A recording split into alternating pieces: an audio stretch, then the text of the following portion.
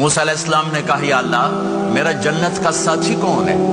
اللہ تعالیٰ نے کہا فلاں قصائی، یہ گوشت بیچنے والے۔ موسیٰ علیہ السلام حیران ہوئے، بھئی قصائی میرا جنت کا ساتھی کیسے بن گیا؟ کہے کہ کون ہے؟ کہ فلاں۔ وہ گئے تو ایک قصائی، قصائیوں کی دکانیں، گوشت، بیٹھا چوکڑی مار کے گوشت بیچ رہا ہے۔ جب وہ فارغ ہوا ایک گوشت کا ٹکڑا اس نے تھیلے میں ڈالا اور کھا۔ موسیٰ علیہ السلام بھی پیچھے، کہنے لگے میں آ جاؤں؟ کہا آ جاؤ۔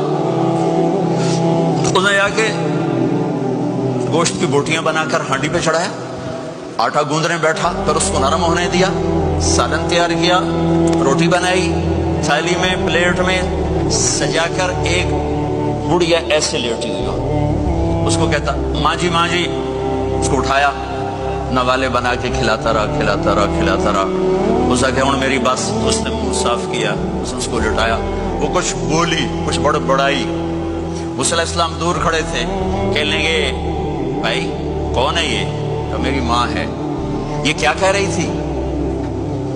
وہ کہنے لگا جی ماں جو ہوئی کی دساں، جدا دی خدمت کرنا شروع ہو جاندی تینوں اللہ جنت وچ موسیٰ دا ساتھی بناوے۔